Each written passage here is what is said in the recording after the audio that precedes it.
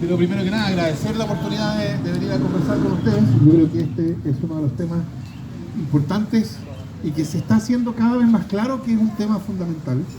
A mí, debo decir, me ha sorprendido la extensión de la necesidad sentida por entender el problema constitucional que se manifiesta en que en reuniones como esta, vengo ahora mismo de otra en el Campus Oriente, que tuvo que terminar a la 1 porque ya también cerraron a la misma hora, pero en que habían 400 personas, ayer tuve 3 de entre 150 y 200, la verdad es que es bien, es un fenómeno que yo no había visto nunca, sin precedentes.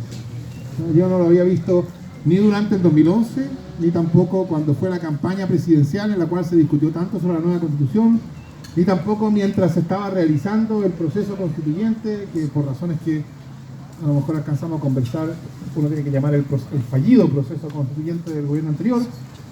En ningún momento había habido este grado. Y eso en sí mismo muestra algo políticamente relevante, como yo espero poder mencionarlo más adelante. Y yo creo que debemos partir, en general cuando uno habla de cosas, de asuntos públicos, uno tiene que partir de la... ¿Se entiende? Uno tiene que partir de la condición desde la cual estamos hablando. ¿Qué ha estado pasando en Chile en las últimas semanas? Y sigue pasando. Por supuesto, esta es una pregunta cuya respuesta es muy amplia, tiene muchas dimensiones.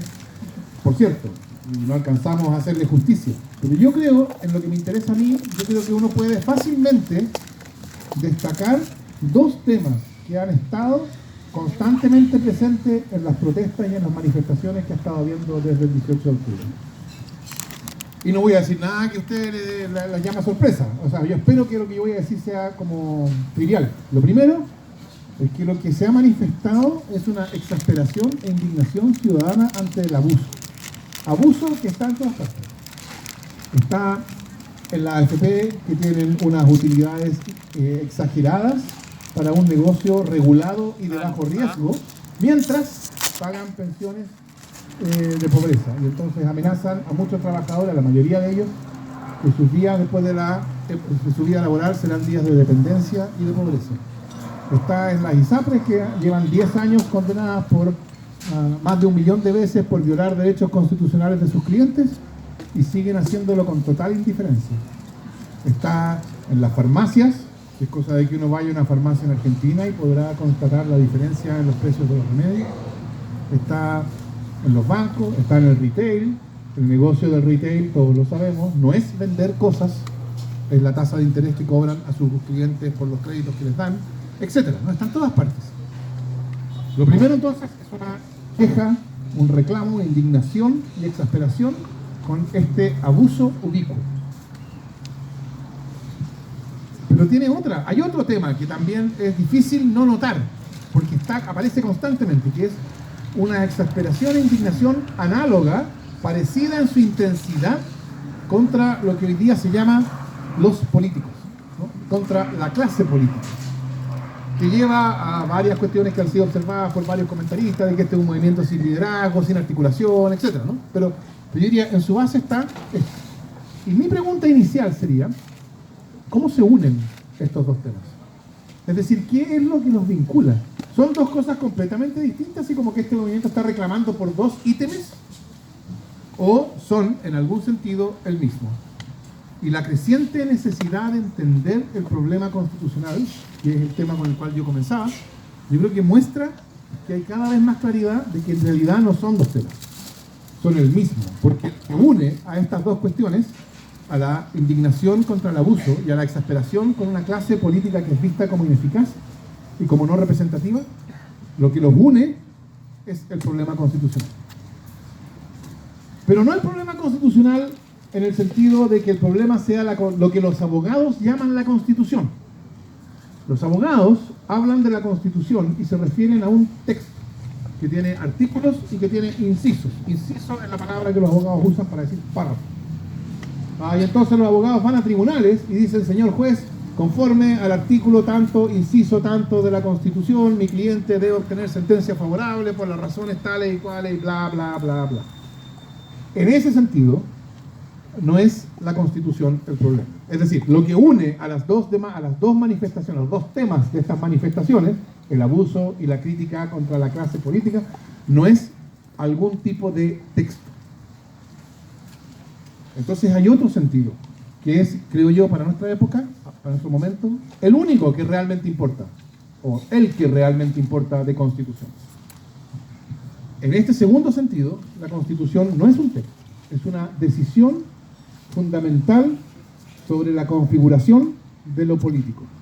Es decir, su propio nombre lo dice, se llama Constitución Política de la República. Y entonces uno podría preguntarse, ¿qué hace la Constitución Política de la República? Y la respuesta sería, constituye políticamente a la República. Eso es lo que hace la Constitución. La Constitución constituye el poder.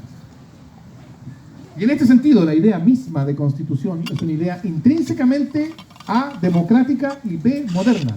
Porque la idea de Constitución, la política necesita ser constituida, es la afirmación de que el poder político no es natural. No estamos sometidos a la naturaleza, no estamos sometidos a la tradición, no estamos sometidos a los designios divinos. El orden político es constituido, artificial. Y como es constituido por una decisión. Y entonces la pregunta se plantea sola, ¿no? ¿De quién es la decisión? Y la respuesta, la verdad, la respuesta legítima es una. Solo puede ser de nosotros, porque en cualquier otro caso sería dominación, sería opresión. Entonces, el poder de tomar esa decisión, lo que los manuales de derecho llaman el poder constituyente, pertenece al pueblo. Entonces, pero me interesa volver al punto atrás. La Constitución es una decisión fundamental sobre la configuración de la política. Sabiendo ya que es una Constitución, podemos preguntarnos cuál es la Constitución que nosotros ahora tenemos. Que es una manera de preguntarse cuál es la decisión que configura la política que conocemos. Y mi respuesta sería, la decisión es una decisión de incapacitación, neutralización, inhabilitación del poder político. Hemos vivido 30 años bajo un poder político incapaz de actuar con decisión cuando se trata de tomar decisiones transformadoras. Por supuesto, si se trata de perfeccionar, de corregir las cosas un poco aquí o allá, eso se puede hacer. Pero si se trata de cambiar la educación de una mercancía en un derecho social, y eso supone un rediseño del sistema educacional completo, eso no se puede hacer. O solo se puede hacer como si fuera perfeccionamiento, ajustando aquí o ajustando allá. Si se trata de gratuidad universitaria, se puede hacer como becas. Pero no se puede hacer esa gratuidad que corresponde a que la educación universitaria sea un derecho social, etc. Entonces nosotros llevamos 30 años viviendo bajo una constitución, una política incapaz. Ahora uno podría preguntarse qué tiene que ver la política incapaz con lo que partimos comentando. Y yo creo que lo tiene todo que ver.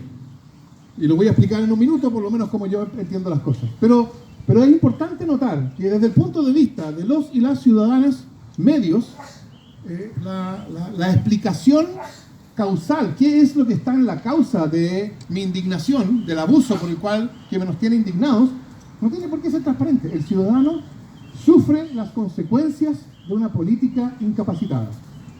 Y para sufrir las consecuencias no necesita estar en condiciones de explicar cuál es el origen, cuál es la causa de esas consecuencias. Al ciudadano o a la ciudadana lo único que le basta es que sufre las consecuencias. Entonces lo que debemos preguntarnos ahora es si el diagnóstico anterior es correcto, si la Constitución configura la política como una política incapacitada, incapaz de actuar con eficacia para tomar decisiones transformadoras. ¿Cuáles son las consecuencias que se van a seguir? ¿Cómo se va a aparecer el problema desde la experiencia del ciudadano? No desde la teoría de los profesores, desde la experiencia de los ciudadanos. Ni de las opiniones de los columnistas, desde la experiencia del ciudadano. ¿Qué significa para un ciudadano o una ciudadana común y corriente en su vida vivir bajo un poder político incapaz? Y yo diría que hay dos respuestas evidentes. La primera es una que ya mencionaba al pasar. El poder político, la política, los políticos, la clase política va a ser sistemáticamente incapaz de reaccionar y responder con eficacia a demandas sociales de transformación. Entonces, cuando surjan esas demandas van a quedar insatisfechas, van a quedar sistemáticamente ignoradas. Entonces da lo mismo, no importa cuántas personas marchen contra las AFP, ojo, bajo un gobierno no precisamente neoliberal, sino socialista, da lo mismo cuántas personas marchen contra las AFP bajo un gobierno socialista, la política de la clase política es incapaz de tomarse en serio la posibilidad de un sistema de pensiones sin AFP. Un sistema como no existe en otras partes del mundo, ¿no? Eso es, no sé si no existirá en alguna otra parte del mundo, pero es extraordinariamente inusual. Tenemos un sistema inusual, hay una marcha masiva o marchas masivas contra las AFP y la política institucional no se da por enterada. No puede ni siquiera tomarlo en serio. Surge una demanda también por movilizaciones masivas para transformar la educación de una mercancía en un derecho y se ha elegido con mayorías suficientes un gobierno que reclama que lo hará y lo hace chanfle. Y entonces, ¿qué está pasando? Vean ustedes, el tercer caso es el que ya les mencionaba. Durante una década, las ISAPRES son condenadas porque su estrategia de negocio viola derechos constitucionales. ISAPRES que son financiadas de un modo casi público porque se financian con una cotización legalmente obligatoria. O sea, es prácticamente una empresa privada que recibe financiamiento público y que viola derechos constitucionales y que lo hace por una década en 1 millón de sentencias judiciales. Y la política institucional es indiferente a la sociedad. Entonces el ciudadano, creo yo, la ciudadana, empiezan a preguntarse si los políticos no están preocupados de estar atentos y articular las demandas de cambio que surgen de la sociedad y actuar en consecuencia, por cierto, de qué sí están atentos o a qué sí están atentos, qué sí los mueve, cuáles son los intereses, ya que no son los de los ciudadanos, cuáles son los intereses que sí están en primer lugar en sus preocupaciones. Y la respuesta que empiezan a darse los ciudadanos, creo yo, se hace más clara cuando observamos a la segunda consecuencia para la vida de los ciudadanos de vivir bajo un poder político incapaz. ¿Por qué un poder político incapaz? Es un poder que no se puede enfrentar a otros poderes que realmente existen allá afuera. El principal de ellos, hoy, es el poder económico. Entonces la nuestra, la que conocemos, nuestra experiencia de 30 años, es de una política incapaz de enfrentarse también al poder económico. Y como no puede enfrentarse al poder económico y por lo tanto no puede tomar decisiones que afecten seriamente el interés del poder económico, lo que en los hechos, no por lo que alguien quiera o no quiera, eso no me importa, yo no estoy acusando moralmente a nadie, ¿no? Eso es irrelevante ahora.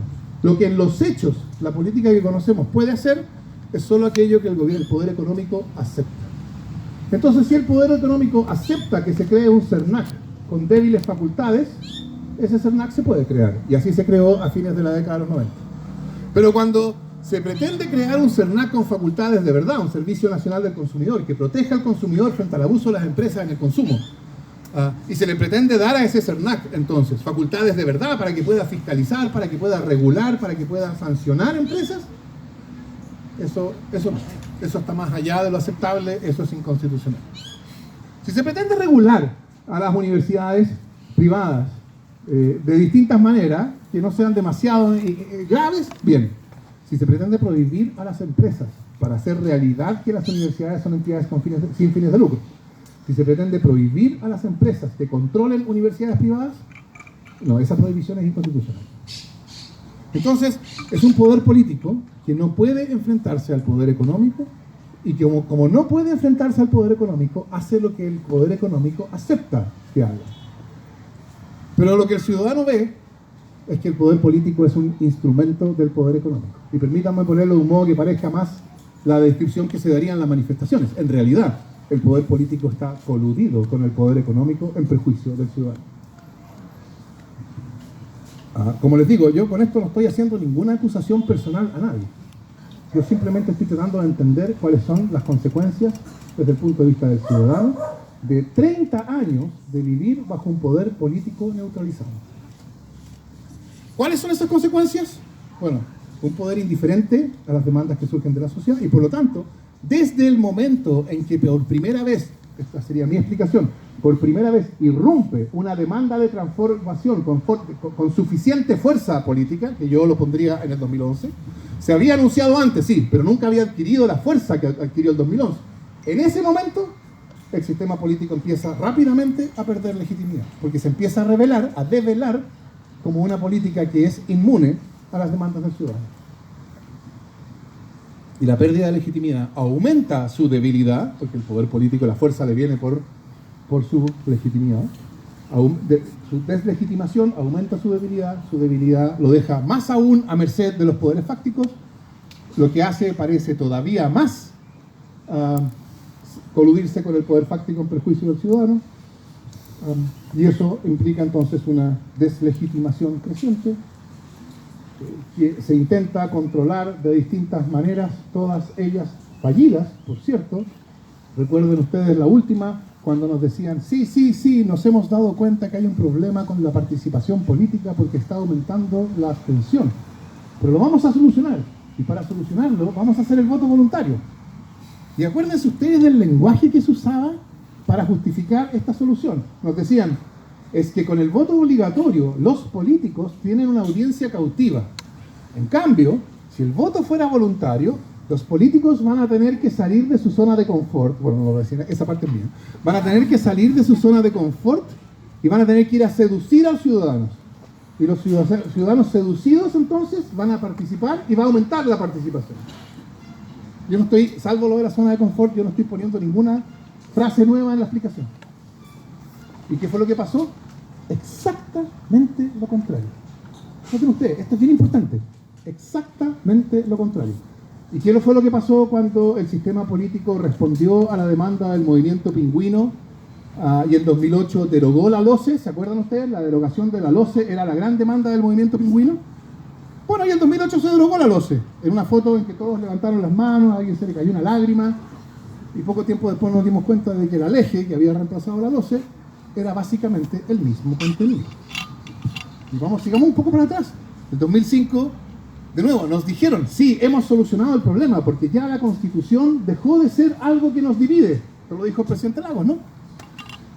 Ahora es un piso institucional compartido, es una constitución democrática con la cual Chile entra en el siglo XXI y bla, bla, bla, con esas palabras tan bonitas que tenía Lagos. Poco tiempo después, 2 o 3 años después, nos dimos cuenta que el problema constitucional seguía exactamente igual. Poco antes el presidente Lagos, en 2003, nos había dicho, la democracia chilena se pone los pantalones largos porque por fin es capaz de regular la relación entre el dinero y la política, en la ley de financiamiento, límite y control del gasto electoral del 2003. 12 años después, del 2015, nos dimos cuenta de que esa ley había significado en los hechos la apertura de la temporada de caza, no está todo en venta, dense y sírvanse. ¿Quién quiere una ley de pesca? ¿Quién quiere? Etcétera. Estaba todo a la venta, con una legislación que pretendía solucionar. Entonces, eso es lo que, creo yo, ha ido progresivamente minando la legitimidad de todo el sistema. Entonces ahora, el problema ya no es solamente el abuso, como si fuera poco. Ahora es el abuso y la política institucional completa, que ahora es designada, y yo creo que las designaciones que se hacen populares en una época son cualquier cosa menos inocentes. Siempre hay que atender a ellos, porque no es casual que ellos, los políticos, sean hoy designados como la clase política. Clase política, permítanme decirles, es una designación que la ciencia política inventó como en la década de los 30, y la inventó Gaetano Mosca, etc., conocida desde mucho tiempo, pero no era, hasta hace poco, una designación habitual en el lenguaje ciudadano.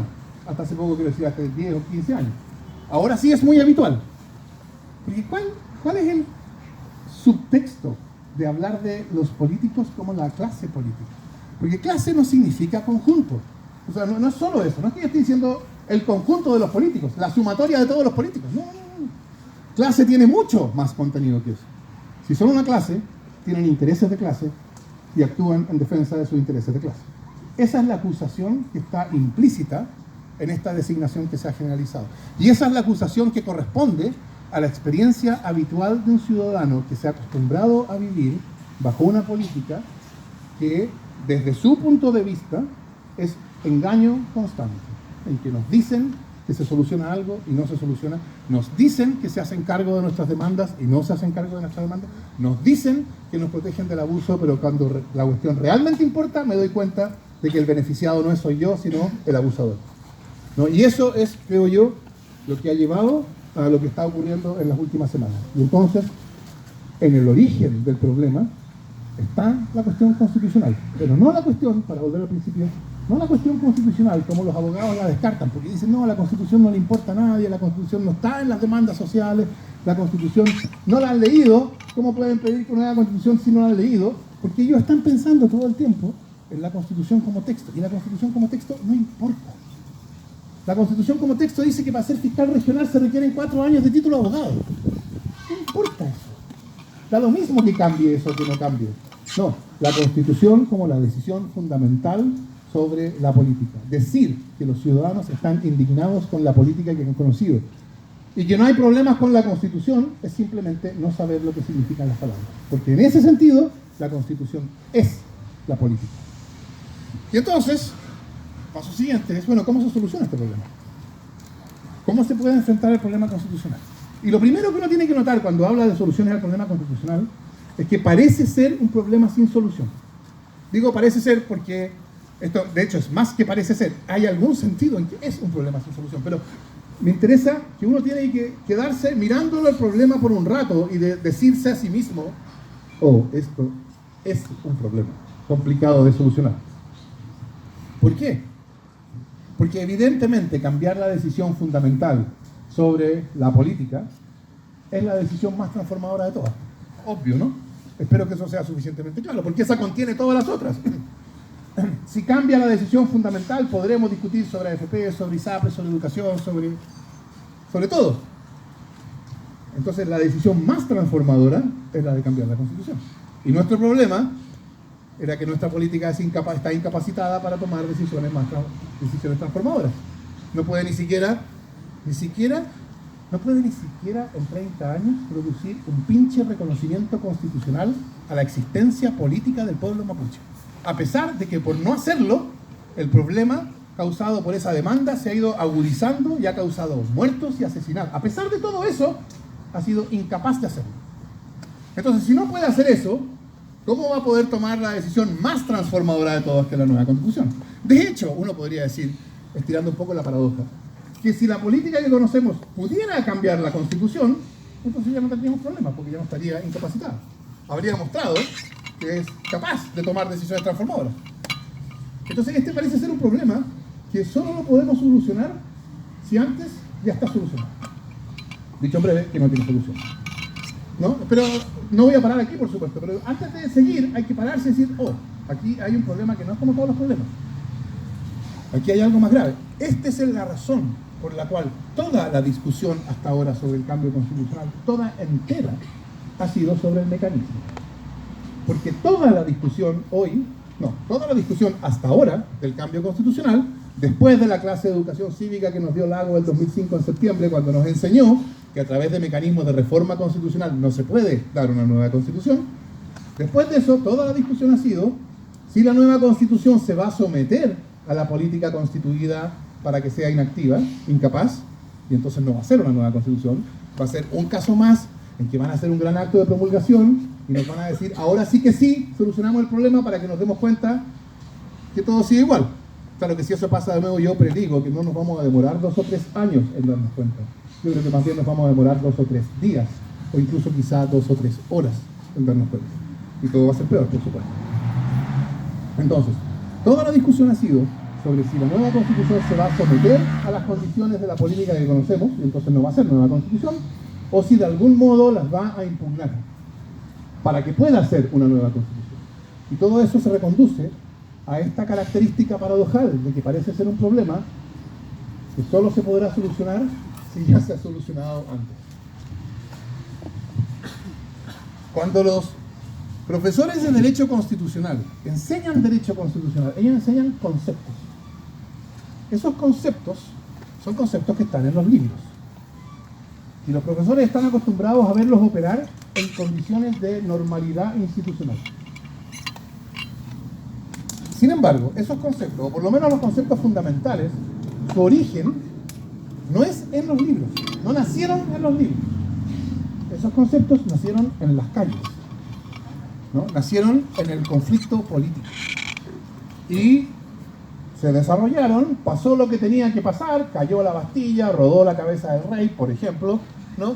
Y eventualmente el concepto de poder constituyente circuló y transitó hacia los manuales de derecho constitucional, y cuando llegó un manual, los profesores hicieron lo que saben hacer, lo pusieron bajo la lupa, lo empezaron a partir en pedacitos, lo disectaron, lo analizaron, lo pusieron categorías, consecuencias, entonces, y lo que tenemos ahora entonces son esos análisis.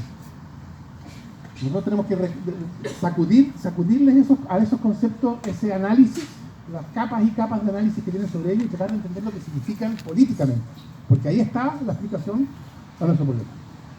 Poder constituyente no significa nada mágico ni místico. Poder constituyente es solo poder suficiente para tomar una nueva decisión fundamental sobre la configuración de lo político, porque esa decisión fundamental es la Constitución. El poder constituyente es el poder de darnos una Constitución. Ahora, noten ustedes, para tomar la decisión fundamental es necesario tener poder para tomarla. Y habitualmente es necesario tener harto poder. O sea, es mucho. Déjenme detenerme un minuto sobre esta palabra, poder. Hannah Arendt decía que el poder es la capacidad humana de actuar en concierto. La capacidad humana de actuar en concierto. Cuando Luis Messina decía que si todos los afiliados se cambian al fondo E, se acaban la AFP, él decía algo que en rigor es verdad. Pareciera que estuviera diciendo, o pareciera que el significado de lo que decía es, o sea, mire qué fácil es acabar con la AFP, todo lo que tenemos que hacer es cambiarnos todo al fondo E, y eso lo podemos hacer desde nuestro escritorio con un clic. Pero en realidad el sentido de lo que estaba diciendo era, mire qué difícil es que todos actuemos en concierto. Porque si pudiéramos actuar todos en concierto, tendríamos más poder que la AFP. Eso es poder. Poder es la capacidad de actuar en concierto. Y eso nos da una pista. Porque el poder, entonces, es algo que se crea. Puede haber más o menos capacidad de actuar en concierto. Pueden pasar cosas que disminuyan nuestra capacidad de actuar en concierto o la aumenten. Yo creo que hoy día hay más poder en la ciudadanía, en lo que antes se llamaba el pueblo. Hay hoy más poder del que había hace un mes, porque hay más capacidad de actuar en concierto. O sea, ustedes lo habrán notado mucho mejor que yo, ¿no? Que de repente aparece un mensaje en Instagram que nos vamos a juntar en tal parte, o mañana tal marcha en tal parte, y pasa algo en el mundo. ¿Por qué? Porque hay disposición a actuar en concierto, y eso da poder. Entonces, el poder constituyente es poder en cantidad suficiente para darnos una nueva constitución. El proceso constituyente, entonces, tiene que ser entendido como el proceso de creación de poder constituyente, es decir, como el proceso de creación de poder hasta que él se alcance suficiente cantidad para poder darnos una fuerza, una nueva constitución. Yo creo que ya estamos viendo que hay más poder detrás de la demanda de nueva constitución.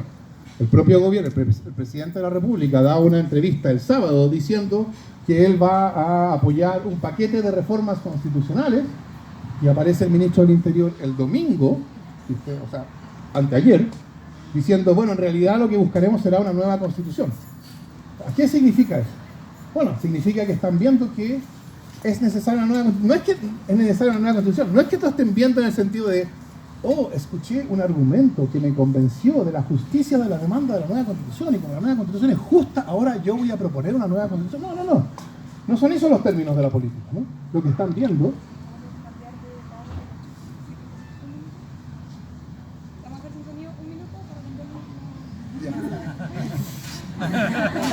Me apago.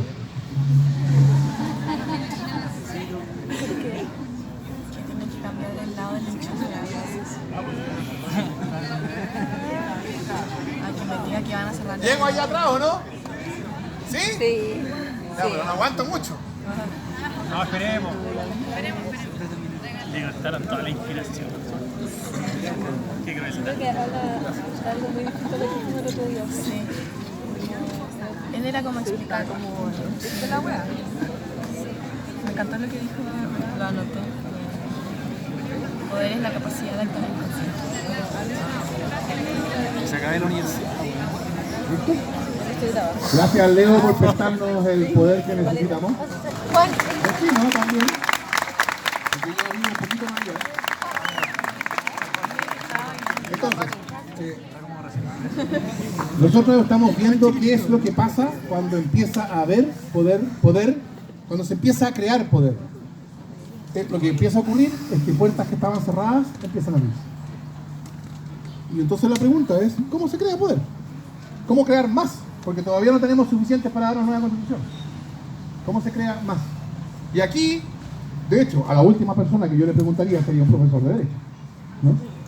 Aquí, diseñadores, arquitectos, esta gente creativa tiene mucho que aportar, porque yo diría, aquí hay que pensar, ¿cómo se crea poder? Yo les llevo diciendo, estuve con los artistas en la Universidad de Chile, con arte en la Universidad Católica en la mañana, y yo les estaba diciendo que en lo que a mí me parecía es que hay una metáfora potentísima que explotar en los ojos, ¿no? Los ojos. Los ojos son los que necesitamos para poder ver, ¿sí? Y la política binominal nos había acostumbrado a tener los ojos llenos de cosas. Teníamos cosas que no puedo mencionar, ¿no? En el ojo. Ahora están rompiéndonos nuestros ojos, ¿no? Ahora no son con bromas, ahora son con balines, ¿no? No quieren que veamos. La política no puede soportar que veamos, porque si vemos y entendemos, va a surgir poder. Entonces esa, diría yo, es una idea fuerza. El poder surge, una de las cosas que contribuye a crear poder es esto. El hecho de que hoy día haya esta demanda por entender el problema constitucional es una demostración de que hay poder que se está creando y está aumentando, y por eso se están abriendo puertas que estaban cerradas, no todas las que necesitamos todavía, pero se están abriendo. Entonces hay una pregunta de cómo se contribuye a este proceso constituyente entendido como el proceso de construcción del poder. Los alcaldes han anunciado que van a hacer un plebiscito, van a hacer una consulta comunal. Hasta ahora entiendo yo, hasta donde yo sé, que son algo así como 280 o 300 comunas que han dicho que va a haber. No son todas las comunas de Chile. Yo todavía estoy esperando a ver cuáles son los alcaldes que van a decirle a sus ciudadanos que ellos no pueden votar a un año de la elección municipal.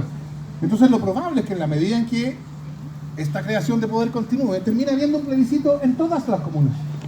Y si hay un plebiscito en todas las comunas, y si la pregunta que cada plebiscito comunal formula es la misma, de modo que los votos se pueden sumar, bueno, en el sentido pedante del abogado, eso es un conjunto de plebiscitos comunales, pero en el sentido político real, eso es un plebiscito.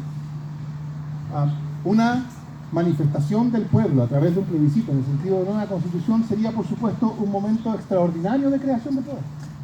Yo creo, de hecho, en mi opinión, que la demanda que hoy día contiene a todas las demás, que debería hacerse la demanda única para salir de la situación en la cual estamos, es que se realice un plebiscito constitucional formal nacional.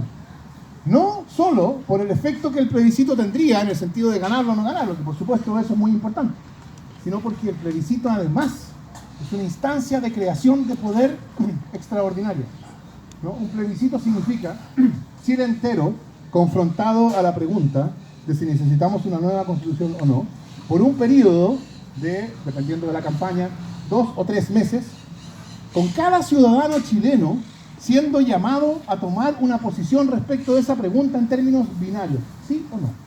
Eso crearía un grado de discusión constituyente que empalidecería incluso la que está viendo ahora. Eso es creación de poder. Y entonces, cuando haya suficiente poder para hacer poder constituyente, entonces no tenemos una constitución. Porque entonces, después de ese proceso, con ese nivel de discusión, etcétera, con una participación que yo anticipo que será mayor que lo normal, porque yo creo que hoy día la baja de la participación en las elecciones no es porque las personas deseen estar en sus casas porque ese día hace mucho calor. Yo creo que es porque las personas han aprendido que las elecciones son en realidad fútiles, ¿no? Y que entonces ir a votar con la creencia de que mi voto puede hacer una diferencia es ingenuo. Y nadie quiere quedar como ingenuo en público. Pero un plebiscito constituyente no sería un caso de eso. Sería un momento en que por primera vez desde el 5 de octubre la esperanza de que Chile puede ser distinto como consecuencia de lo que nosotros hagamos políticamente volvería a aparecer. Y no hay nada más movilizador, creo yo, que la esperanza. Y nada más desmovilizador, como hemos observado, que una política de la cual ha sido erradicada la esperanza. Y por eso entonces yo la verdad es que miro lo que está pasando con optimismo. Por supuesto, esto no ha sido gratis, esto ha tenido un costo alto. Hay personas que han sufrido, tanto personalmente como consecuencias que va a tener esto, económicas, personales, etcétera, que son importantes. Yo hace 6 años yo dije que el problema constitucional se iba a solucionar por las buenas o por las malas.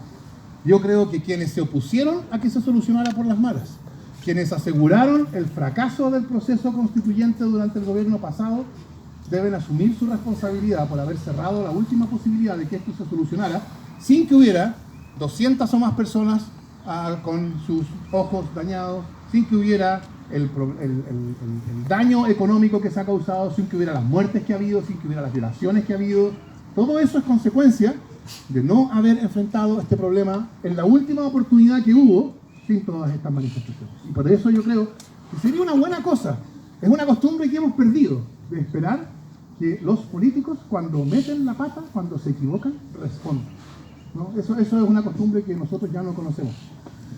Pero ahora lo que corresponde es, entonces, atender a la necesidad de una nueva constitución. ¿Cuándo? Después del plebiscito, con toda la movilización que eso va a significar, con la discusión constituyente, etc. Entonces se planteará la pregunta por cuál es el mecanismo.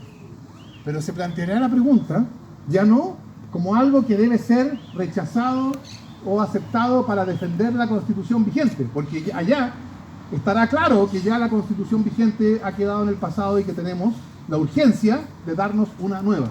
Y entonces la discusión sobre cómo hacerlo va a cambiar de tenor, porque ahora va a ser cómo hacemos algo que todos reconocemos que necesitamos hacer.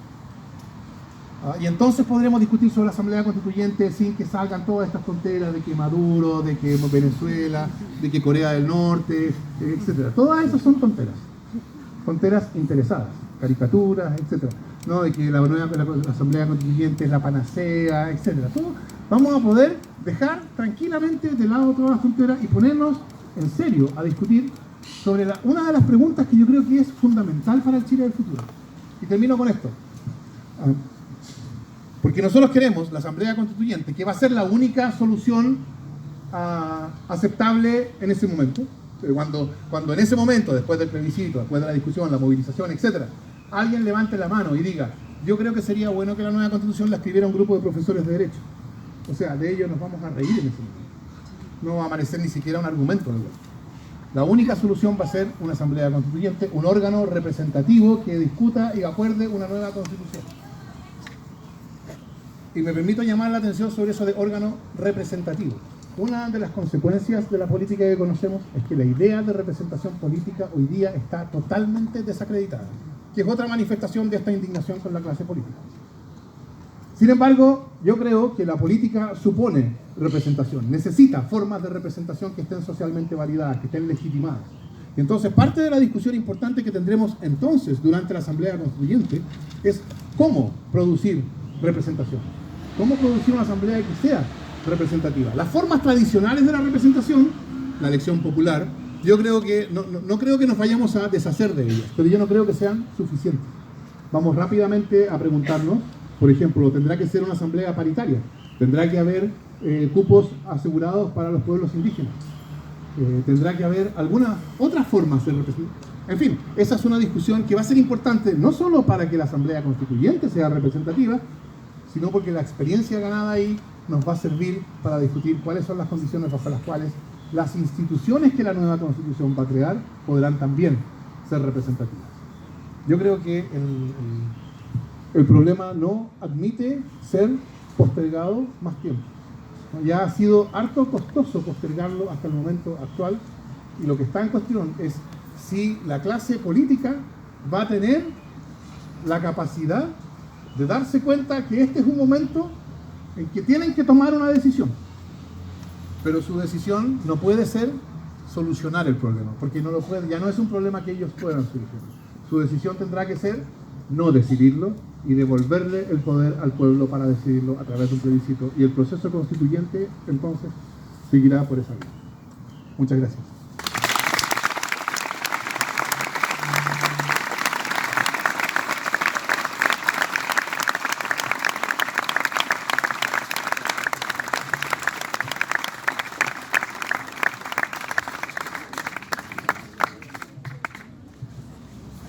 ¿Me modelo yo? Eso sería conflicto de interés.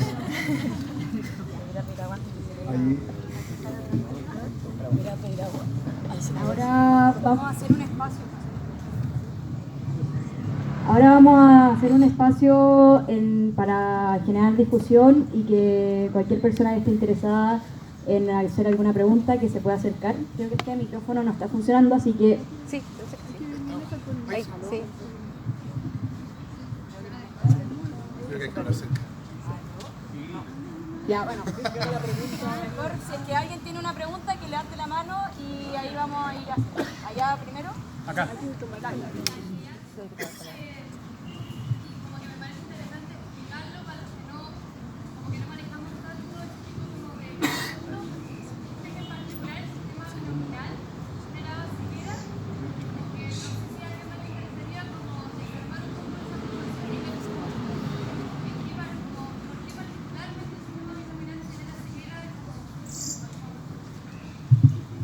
Yo creo que el sistema binominal,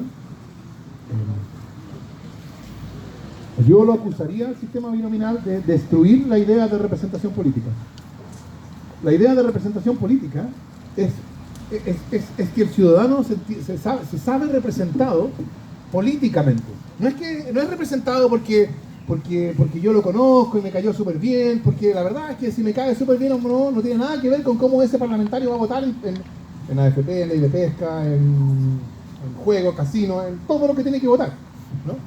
Yo cuando elijo, no elijo a una persona, yo elijo a una idea política, a un posicionamiento político. Eso es representación política. Yo sé que esta es una cuestión controvertida, yo sé que hay opiniones en contrario, yo creo que no hay posibilidad de acción política ni de democracia sin representación política. Pero yo creo que el sistema binominal la destruyó. ¿Por qué la destruyó? Porque el sistema binominal es un sistema bastardo. Hay dos grandes familias de sistemas electorales. Porque hay dos maneras democráticas de entender qué es lo que ocurre en una elección. Por ejemplo, uno puede decir, en una elección se manifiesta una decisión del pueblo en torno a un camino que tomar. Enfrentado a la posibilidad de A o B, el pueblo eligió A. Lo que interesa ahí es que esa interpretación manifiesta una decisión que muestra unidad de acción.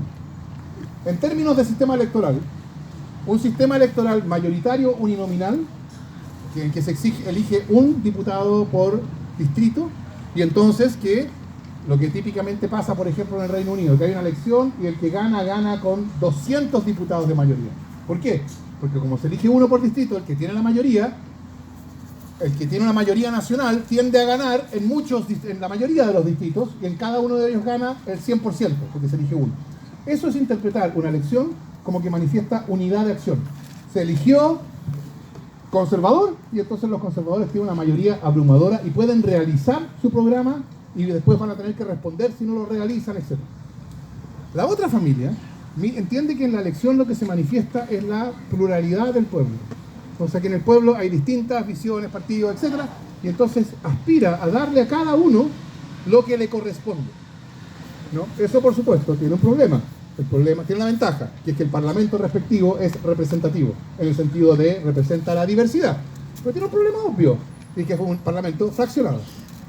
¿Estamos bien? Sí. La ventaja del sistema uninominal es que permite acción eficaz, porque le da al gobierno una mayoría categórica, o tiende a darle, pero tiene el problema de que subrepresenta a los grupos más pequeños. Ahora, piensen ustedes en el binominal. El binominal toma lo malo de los dos sistemas.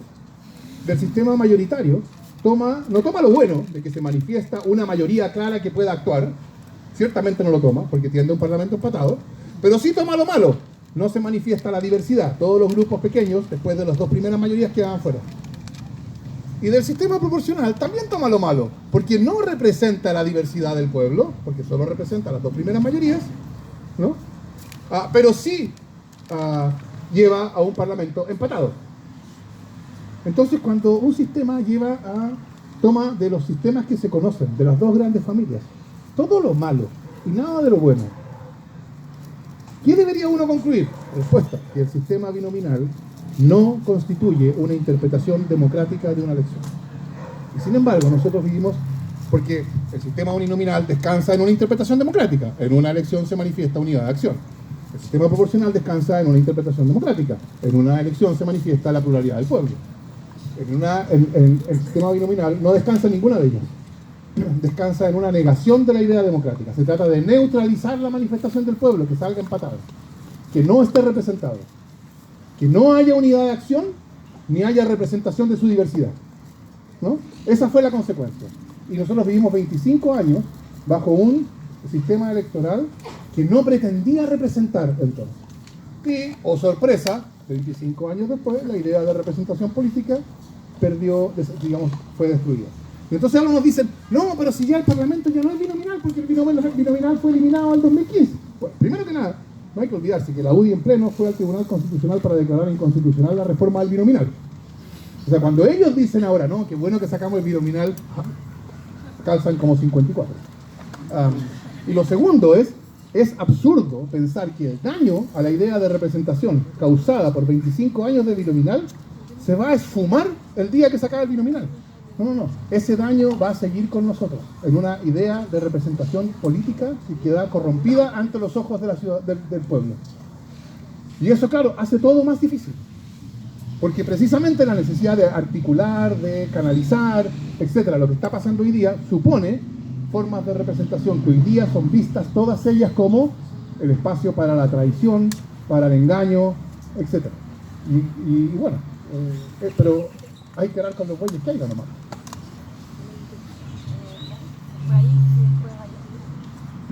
Dale, va tú primero.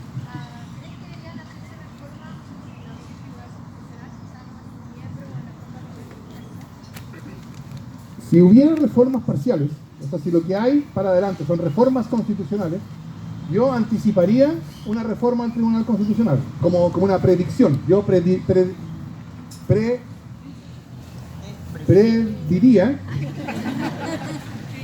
claro, pero predeciría, pero suena mejor prediría. Yo prediría que va a haber una reforma al sistema al Tribunal Constitucional. Ahora, como es la política binominal, como les digo, yo hablo de política binominal, aunque el sistema binominal se acabó en 2015, porque la política binominal va a seguir con nosotros por mucho tiempo.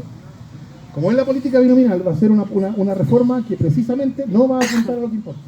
Va a apuntar a cualquier otra cosa. Y entonces que va a haber cambios sobre la composición, yo creo.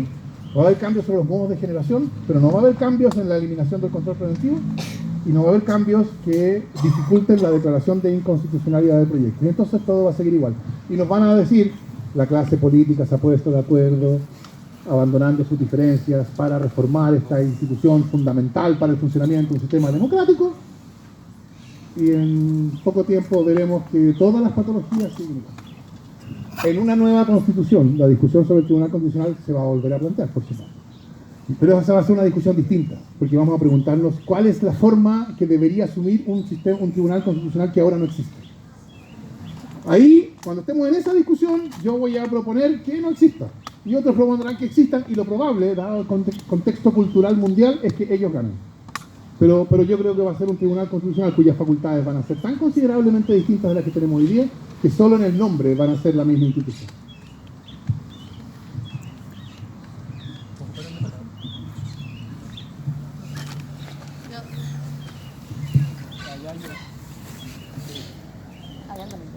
Oye, un millón de gracias primero por la presentación y por el entusiasmo.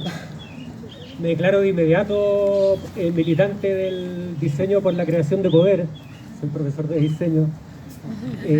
Quiero hacer una pregunta corta y quiero hacer una especie de comentario de invitación sobre el tema de la representación.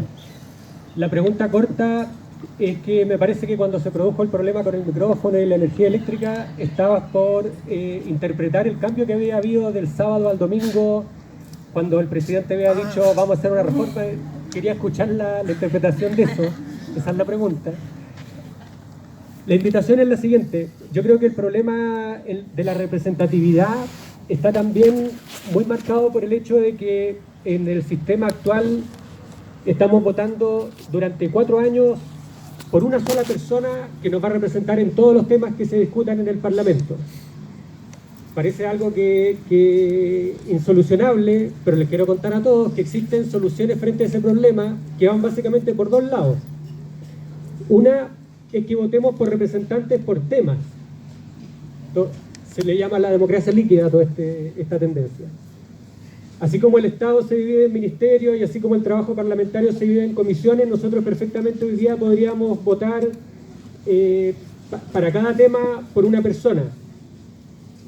La otra opción, más radical aún, es que cada vez que se ingresa un proyecto de ley al Parlamento, nosotros podamos ser capaces de votar quién queremos que nos represente para ese proyecto en específico. no que el Parlamento vaya cambiando de gente, que cada día haya gente distinta en el Parlamento. De los parlamentarios que existen, yo debería ser capaz de decir, este compadre que era candidato en Ñuñoa y por el cual voté, no quiero que me represente en ese tema. Quiero que me represente este otro. Entonces la invitación es a informarse sobre la democracia líquida, a leer, a conversar, y sobre todo, más allá de democracia líquida o democracia estática como la que tenemos hoy día, la invitación es a que cuestionemos este mecanismo absolutamente anacrónico que tenemos, que se justificaba solamente cuando era necesario apersonarse en algún lugar, a echar un papel en una urna de representación por 4 años de una misma persona que nos representa en todo.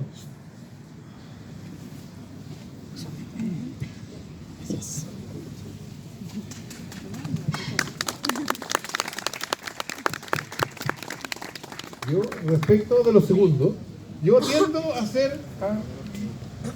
A ver, si la idea de representación política... La idea de representación política es, mire, yo voto socialista. Y entonces yo creo que los diputados socialistas hablan por mí.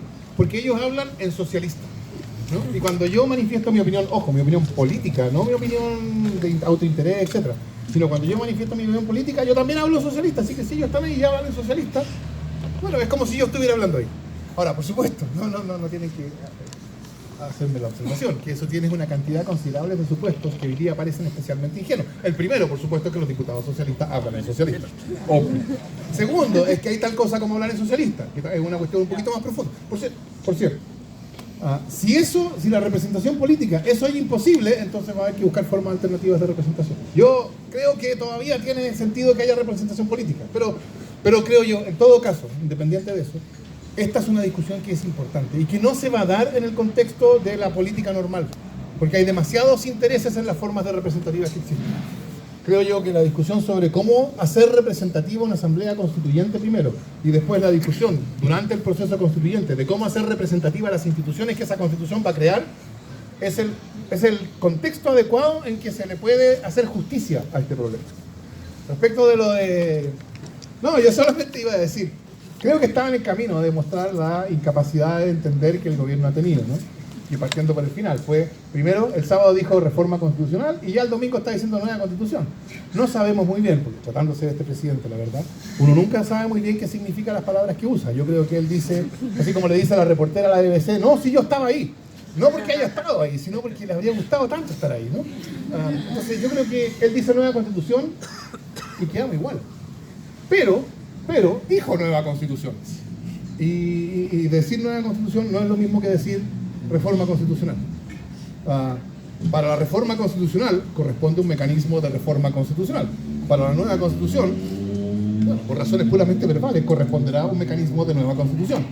Por supuesto, lo que dijeron del mecanismo, Congreso Constituyente, es compatible con el Congreso a través de los procedimientos ordinarios, o uno podría decir, no, es Congreso Constituyente en el sentido de que es un Congreso especialmente elegido para pronunciarse solo sobre la nueva Constitución. O sea, algo bien parecido a una Asamblea Constituyente. Entonces, cuando un término es compatible con un significado o con su antónimo, bueno, es que no tiene mucho contenido. Entonces, no hay mucho contenido en el anuncio, creo yo, pero sí hay una demostración de que están entendiendo que ya la demanda, lo que se está manifestando en las calles no es algo que se puede enfrentar congelando el alza del metro o mejorando las condiciones de la agenda social, sino que hay algo más grande, que no es, porque yo creo que este es el punto central, como la queja es el abuso hace la condición del abusado una condición más dura, más difícil, por supuesto. La vida es más difícil para el abusado, evidentemente. Y entonces ellos interpretan que el problema que hay es la dureza de la vida para el abusado. Vamos a mejorarla un poco, vamos a subir 20% las pensiones. Por supuesto, todo eso ayudaría. Yo no quiero decir por un momento que soy irrelevante. Yo creo que se les pierde de vista la otra parte del abuso. El abuso es una negación de la dignidad. Porque si tú siempre ganas y yo siempre pierdo, eso quiere decir que nuestra relación, no solamente que yo lo paso mal, sino que nuestra relación es una en que yo estoy al servicio tuyo. ¿Me entiendes? Y eso es una negación de mi dignidad. Por eso esta demanda de un pacto. El abuso muestra que no hay pacto. No es un nuevo pacto lo que se necesita, es un pacto.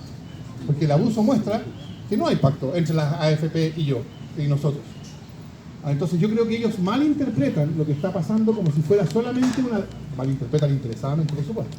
malinterpretan lo que está pasando como si fuera solo una demanda por mejorar la condición en que queda en definitiva el abusado, y no se dan cuenta que lo que hay, creo yo, es una impugnación de una forma de vida en que nosotros somos los abusados y ellos son los abusadores. Y nosotros somos entonces aquellos cuya dignidad es negada. Entonces eso es lo que yo creo que se ha ido desarrollando ante nuestros ojos, ¿no? Primero fue estado de emergencia, después declaración de guerra, después la congelación del metro, hablando de las reacciones del gobierno, después la agenda social, después cambiaron a Cecilia Pérez al ministro de Deporte a ver si eso arreglaba el problema, ¿no?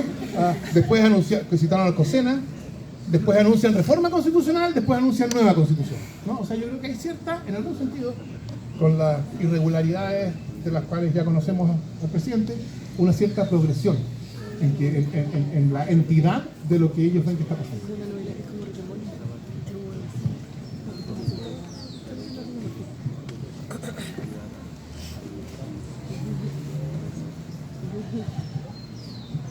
Gracias. Hola.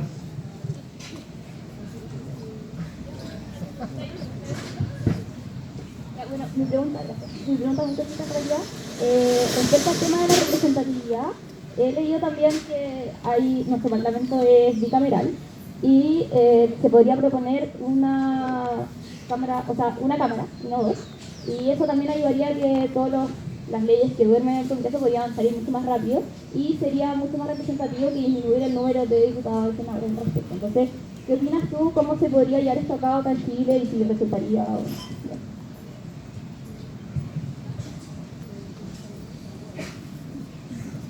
O sea, una reforma de esa envergadura, de ese tipo, necesitaría que uno fuera al Senado y le preguntara al Senado si están dispuestos a dar 3/5 de sus votos para desaparecer.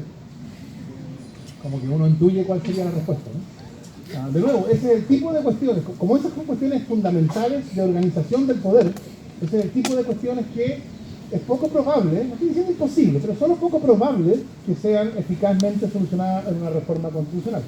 Ese es el tipo de cuestiones que se van a plantear naturalmente en una nueva constitución, porque uno va a tener que decidir cómo se configura el Congreso. Y vamos a tener que decir, bueno, va a ser bicameral. Y tiene sentido. Una cosa es, bueno, el Congreso seguirá hoy día siendo bicameral porque ayer era bicameral y mañana seguirá también porque estamos continuando. Y otra cosa es tomar una decisión fresca de que sea bicameral. Yo creo, por cierto, que la bicameralidad no tiene ningún sentido. La bicameralidad tiene sentido cuando hay distintas lógicas de representación. En un sistema federal, típicamente, una de las cámaras, por alguna razón que se llama Cámara Alta, es la cámara que representa a las unidades federadas, a los estados, a los lenders, etc. Y la Cámara Baja es la que representa al pueblo, proporcionalmente, ¿no? En otros sistemas, la Cámara Alta es una cámara de corte aristocrático, como la Cámara de los Lores. Y la Cámara de los Comunes, como su nombre indica, es la Cámara de nosotros, el terrazo, ¿no? Y así, entonces, originalmente el Senado estaba conformado por 2 senadores por región en Chile, en el texto original. Y la Cámara de Diputados se supone que representaba proporcionalmente, pero como el sistema binominal, etc. Eso no vamos a hablar, y como los distritos además fueron dibujados con los resultados del plebiscito del 88 para maximizar el resultado electoral de la derecha, pero la lógica al menos era que funcionan con 2 distintas lógicas de representación. Lo que ha ido pasando es que esa diferencia se ha ido eliminando. O sea, hoy día, a estas alturas, creo yo, no hay ninguna diferencia en la lógica de representación del Senado y de la Cámara de Diputados. La única diferencia que hace que haya 2 cámaras es que hace todo más difícil y más lento. Por consiguiente, en ese contexto, la solución obvia es unicameralismo.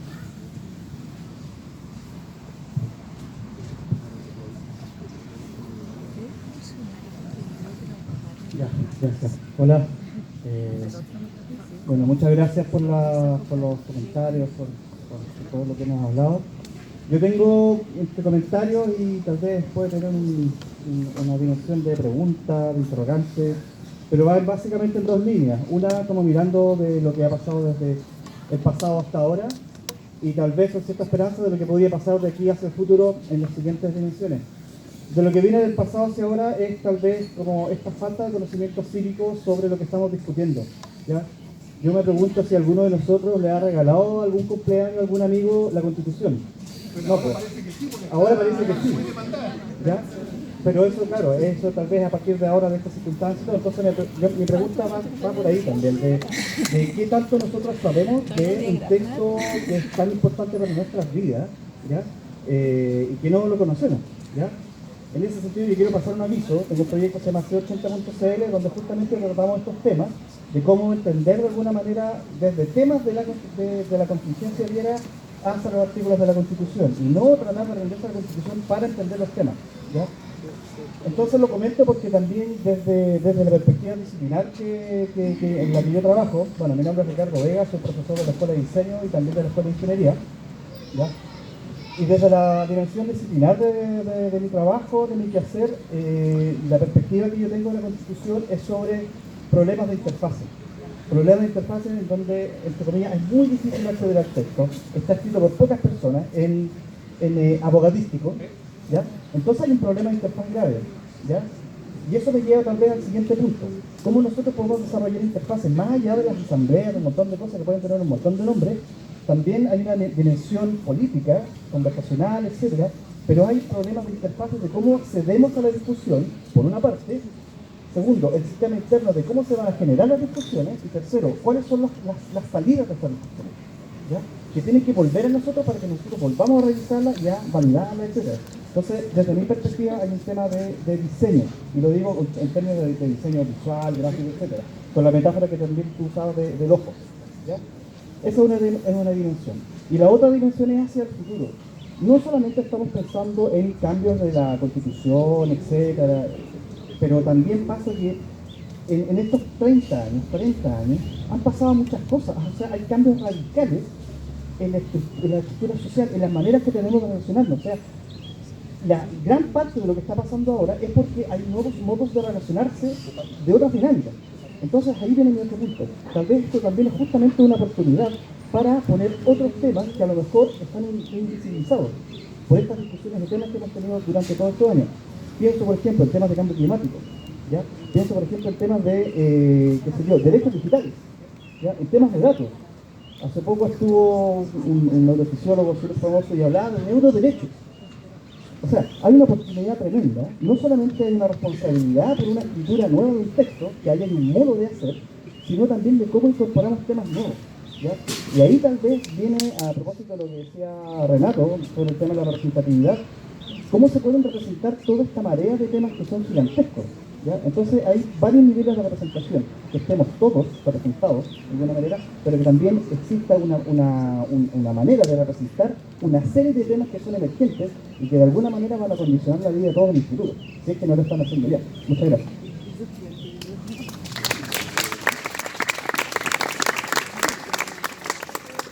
O sea, para responderte como abogado, a todo al lugar. O sea, yo estoy completamente de acuerdo. Déjenme contarles una cosa, que la verdad es que esto es pasar un aviso de mi parte, ¿eh? Yo no sé si ustedes vieron el último episodio de Chernobyl. No. El último episodio... No hay spoiler, no hay spoiler. O sea, a ver, el spoiler es que el reactor explotó. En el último episodio aparece un científico que le explica a un tribunal A, cómo funciona un reactor nuclear, B, por qué explotó, y una yapa que tiene spoiler pero hace que la explicación sea un poquito más complicada. Eso no lo voy a decir. Bueno, claro, el auditor no queda en condiciones de construir un reactor nuclear, naturalmente, pero sí de entender cómo funciona y por qué explotó. Bueno, y eso sí que es rocket science, ¿no? O sea, eso se supone que es inexplicable, es imposible de explicar para la gente. Si eso puede ser explicado, si eso puede ser, si se le puede dar a eso una interfase que lo haga transparente para el auditor medio de una serie de HBO, no es posible que la Constitución y el Poder Constituyente y todo lo que hemos estado hablando no pueda hacer. Ahora, eso ciertamente no lo vamos a hacer los abogados, lo van a hacer mucho más ustedes. Así que yo creo que ahí hay un espacio enorme para ir. Yo estoy pensando por ahora en la interfase que haga que la discusión constituyente sea una discusión en la cual la ciudadanía en general pueda participar. Y eso necesita hacer lo que hicieron en esta serie, ¿no? O sea, poner estas cuestiones de un modo que sean no solo digeribles, sino que conecten con la experiencia no solo del abogado. Así que esa cuestión es fundamental, y eso después cómo se va a manifestar en la nueva Constitución, No, Roxana Miranda, recordarán ustedes, decía una idea que yo creo que es bien potente. Que decía, nuestra nueva constitución tiene que estar escrita hasta con faltas de ortografía. ¿No? Yo no sé si llegaría tan allá, así como para que diga, como si fuera estudiante escribiendo una prueba, perdón. No, que diga hubieron o cosas así, pero el punto, yo creo que o sea, la constitución es del pueblo, tiene que estar escrita en el lenguaje del pueblo. Y yo creo que eso es totalmente aceptado. Y lo segundo, por cierto, desde luego, piensen ustedes, miren para atrás, 30 años, y traten de identificar ustedes un caso en el cual la política institucional, o sea, las instituciones políticas hayan sido capaces de A, identificar un problema significativo, B, que solo podía ser enfrentado con una decisión transformadora. Transformadora aquí quiere decir, para decirlo en castellano, que afecte los intereses realmente de alguien. C, que hayan sido capaces de diseñar esa solución transformadora y de adoptarla con eficacia. Yo creo que salvo la reforma procesal penal, no hay ningún otro caso. Y como tú dices, no son cualquiera 30 años. O sea, no son 30 años en que uno dice, bueno, es que no pasó nada importante en los últimos 30 años, así que no es tan grave. Han sido probablemente los años en que Chile ha experimentado, en todo sentido, una transformación, salvo en lo político, más considerable. Y en esos años, la política no muestra ninguna capacidad de haber enfrentado y solucionado con eficacia un problema importante. ¿Qué muestra eso? Bueno, esto muestra el problema constitucional. Es insensato. A mí siempre me pareció completamente incomprensible, créanme, estar rodeado de colegas míos que no veían esto, que decían, no, mira, si el problema de la legitimidad en Chile es una cosa que pasa en el mundo, porque resulta que en Turquía y en Polonia, y los populismos, y Brasil, y Bolsonaro, y Trump, ¿no? Entonces, no hay nada en Chile que esté pasando. Claro, estamos sufriendo las consecuencias epocales de la crisis de la representatividad, que las redes sociales, tú sabes, Twitter, ¿no? Lo hace todo tan rápido, ¿no? Pero no hay ninguna cuestión que nos afecte especialmente. Mientras, lo que yo creo que estaba pasando es la institucionalidad política se estaba lentamente hundiendo en una ciénaga de legitimación, ¿no? Y ahora, claro, está a punto de dar su último bloop, ¿no? Eso era decir que se va a solucionar por las buenas o por las malas. Yo creo que ya no solucionó por las buenas, ya costó mucho herido, etcétera, mucho daño, pero todavía puede solucionarse por las malas o por las más malas. Y yo entonces sigo esperando con mi optimismo irredimible que va a ser por las menos malas antes que por las más malas.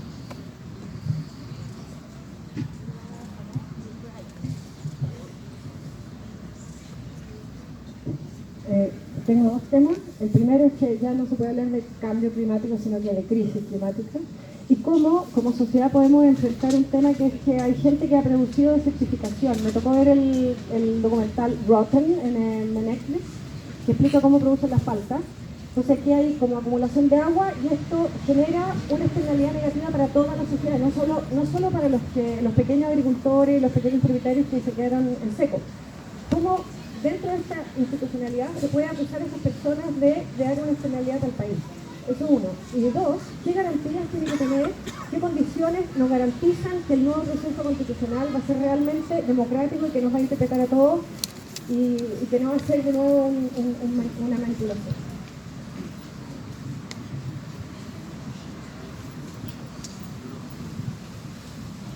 A lo primero, bueno, exactamente para eso se necesita poder político.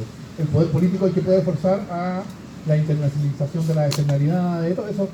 Digamos, los actores del mercado, por buena voluntad, no lo van a hacer.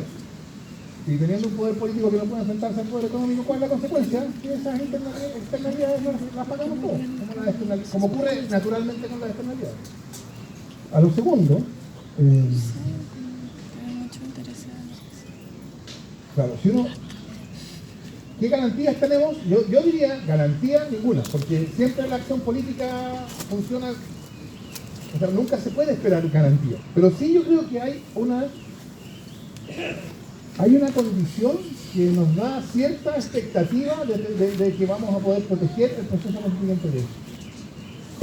Porque yo diría que, siguiendo lo que dicen los manuales, aunque los que escriben los manuales no entienden la importancia de lo que están diciendo, pero dicen algo que es correcto, los poderes constituidos van a hacer todo lo posible para que no haya poder constituyente. Y esto no es una afirmación individual, de acusación psicológica a alguien, sino eso es lo que significa ser un poder constituyente. Y entonces vamos a encontrar, van a aparecer muchos intentos de darnos placebos, ¿no? De decir, mira, este Congreso Constituyente, que es el mismo Congreso con los mismos procedimientos de reforma, pero le vamos a pedir que por favor nos den una nueva Constitución. Y le vamos a hacer un por favor tan enfático que nos van a dar una nueva Constitución. No es broma, ¿no? Esto es de lo mismo que decir en la próxima elección va a haber una enorme discusión y entonces el Congreso va a recibir un mandato constituyente y abrumado por su mandato constituyente nos van a dar una nueva Constitución con los mismos 2/3, los procedimientos, etcétera. Que es lo que va a pasar. Va a haber una promulgación como el del lago y alguien nos va a decir, ahora sí que sí, tenemos una nueva Constitución y como ya les decía antes, en 3 horas nos vamos a dar cuenta de que en realidad todo sigue más o menos igual. Entonces, no es una cuestión de vamos a darle un mandato. ¿Qué es lo que, sin embargo, hace la diferencia entre, por ejemplo, 2005 y hoy día? ¿Por qué lo que pasó en 2005? Yo veo que hoy es más posible que no pase, o es más difícil que pase. Porque ya estamos vacunados. No es porque ya hemos perdido la inocencia. Porque ya estamos esperando que nos pase un gato por liebre todo el tiempo. Porque ya estamos desconfiados. Porque sospechamos. Entonces, cada vez que nos salgan con algún cuento de esto, nuestra reacción espontánea inicial es sospecha. Y eso, claro, por una parte crea un problema, porque dicen que Chile es una sociedad que se confía tan poco, que comparado según Latin Barómetro se confía uno, todo eso es verdad. Pero por otro lado, crea un contexto adecuado para que cualquier cosa que se sugiera sea sometida a un escrutinio crítico especialmente intenso. Y vean ustedes, ese escrutinio pesa.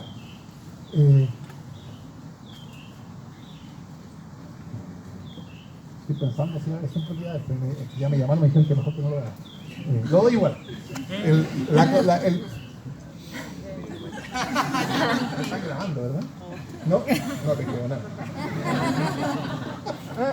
Ya, paremos las grabaciones. ¿Les parece? Por un minuto. Sí. Voy a confiar en ustedes, ¿eh? Yo soy completamente el general de gobierno. Por el plebiscito de los alcaldes. Hace 6 meses yo se las doy firmado. Que nos habrían dicho que ese plebiscito es inconstitucional. Firmado. O sea, eso era obvio. Porque la Constitución dice que los plebiscitos de la consulta son sobre materias de alcance local.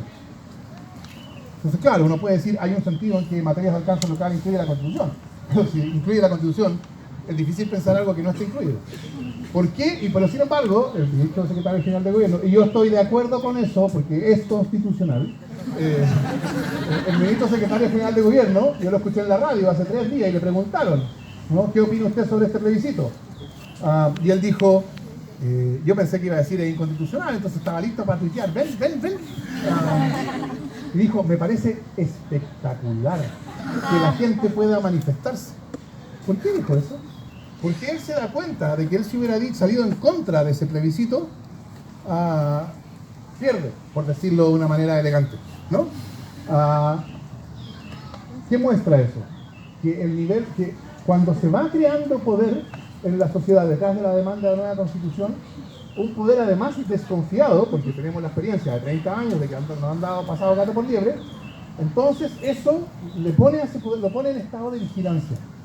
Y ese estado de vigilancia no es garantía, está bien. Es posible todavía que a pesar del estado de vigilancia pase alguna cosa entre medio. Pero yo creo que ese estado de vigilancia da alguna garantía de que va a ser un poco más difícil ahora hacer lo que nos ha pasado tantas veces, que nos dicen que ahora sí que sí y nos damos cuenta de que otra vez no.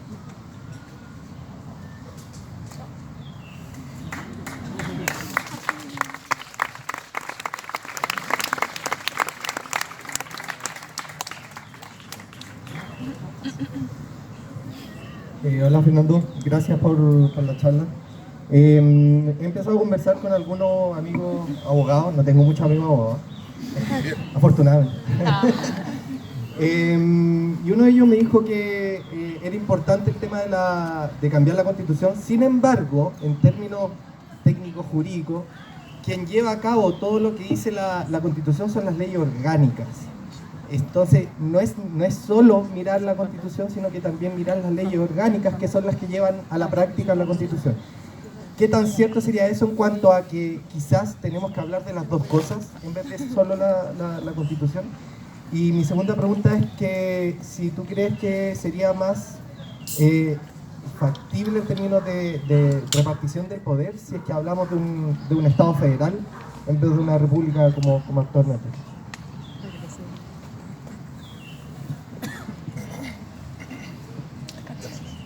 O sea, la incapacidad de haber transferido genuinamente poder a las regiones en estos 30 años, yo lo pongo, es otra cosa que yo pongo a la cuenta evidente de una política incapaz de transformar. O sea, es una vergüenza. Si hubiera un museo institucional, el orden administrativo chileno sería su lugar, su objeto más atractivo, ¿no? Porque es una pieza de museo, este sistema que es decimonónico, ni siquiera es siglo XX, es decimonónico. ¿Es federalismo la solución? Esa es una cuestión en la cual yo estoy dispuesto, no tengo opinión.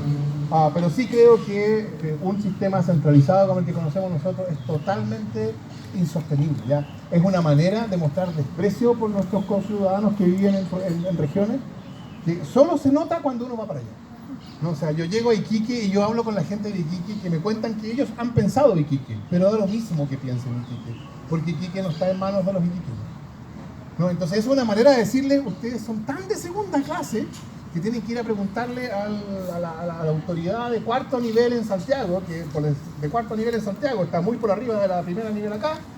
No, yo creo que eso es una vergüenza. No sé si federalismo es la solución, pero sí creo que el problema es máximo.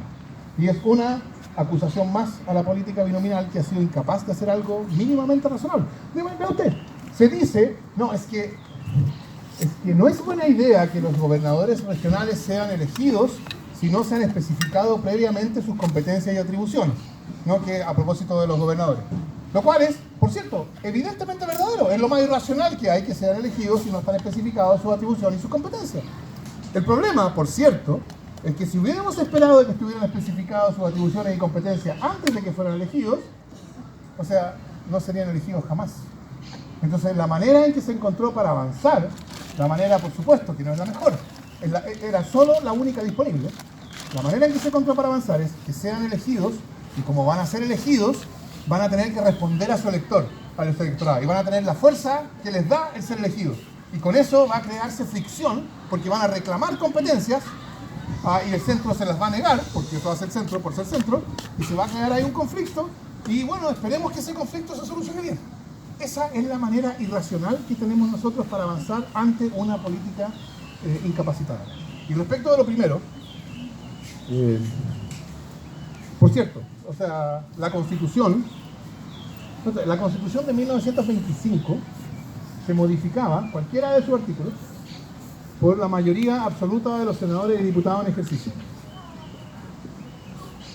En el sistema de la Constitución vigente, las leyes ordinarias se aprueban con la mayoría simple, esto es, la mayoría de los senadores y diputados presentes en la sala en ese momento. Las leyes que se llaman de quórum calificado se aprueban con la mayoría de los senadores y diputados en ejercicio, que es el mismo quórum para la reforma constitucional bajo la Constitución del 25. Las leyes orgánicas constitucionales se aprueban con 4/7 de los senadores y diputados en ejercicio, es decir, son más difíciles de modificar que la Constitución de 1925. Y la Constitución, por supuesto, está allá arriba con 2/3 o 3/5 según el caso. Entonces, claro, si uno lo mira con la lógica de la Constitución del 25, el texto constitucional chileno no es solo lo que se llama Constitución, también todas las leyes orgánicas constitucionales, ¿no? Porque son todas más difíciles de modificar que la Constitución del 25. Entonces resulta que nuestra Constitución en realidad tiene algo así, cuando se quejan, que la gente que se opone a la nueva Constitución dice no, porque los países latinoamericanos tienden a tener unas constituciones largas. Bueno, si no toman en cuenta las leyes orgánicas constitucionales, la Constitución nuestra tiene, no sé, algo así como 1500 páginas. Es ridículo. Ahora, cuando haya nueva Constitución, yo anticiparía, porque esto de las leyes orgánicas constitucionales, por supuesto, es una trampa. La LOCE, la misma LOCE que fue exigida su derogación por el movimiento pingüino, se dictó el 10 de marzo de 1990, el último día de la dictadura, y esto no es broma. Si al día siguiente hubieran pretendido modificar esta ley que se dictó ayer, habrían necesitado 4/7 de todos los senadores y diputados elegidos, más los senadores designados, por cierto. Entonces, era una trampa para hacer imposible de modificar la legislación dictada bajo la dictadura. La lógica de una trampa es que una trampa solo se puede crear cuando el mecanismo para decidir las reglas es asimétrico, es unilateral. O sea, si tú y yo tenemos que jugar un juego y yo fijo las reglas, bueno, yo soy un buen tipo, así que voy a hacer reglas ecuánimes, pero si no lo soy, yo voy a hacer reglas tramposas que me benefician a mí. ¿Cuál es la solución natural frente a una trampa? Bueno, que tú y yo tengamos que ponernos de acuerdo en las reglas, ¿no? Entonces, si tú y yo somos tipos con dos dedos de frente, o sea, no nos pasan gato por liebre tan fácil, entonces el hecho de que tengamos que ponernos de acuerdo es suficiente garantía, no de que las reglas en que acordemos van a ser perfectas, pero sí de que no van a tener trampas en tu beneficio ni trampas en mi beneficio. ¿Por qué? Porque tenemos que ponernos de acuerdo. La constitución que tenemos nosotros es la constitución que se dieron ellos después de su victoria militar, que tiene la característica de toda victoria militar, vae victis, ¿no? O sea, los vencidos son irrelevantes. El interés de los vencidos puede ser totalmente ignorado. Esa es la ventaja. Esa es la característica de una victoria militar. Al vencido se le pone el pie encima. Entonces ellos hicieron la constitución que ellos quisieron. Y la consecuencia obvia es la constitución es tramposa. Una de esas trampas es que la legislación que ellos dictaron solo puede ser modificada si ellos dicen que están dispuestos a modificar. Esas son las leyes orgánicas constitucionales. ¿Por qué te menciono todo esto? Porque si hubiera una discusión democrática de una nueva constitución en que no hubiera vencidos, ¿no? Porque no va a venir precedido por un golpe de Estado ni por el bombardeo del Palacio Presidencial.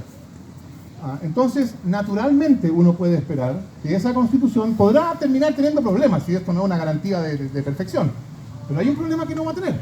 En la medida en que sea una constitución democrática, participativa, en que todos participamos, etc., no va a tener trampas. Porque no tiene sentido que tenga trampas. Y entonces las leyes orgánicas constitucionales como tales van a desaparecer. Y entonces el problema desaparecidas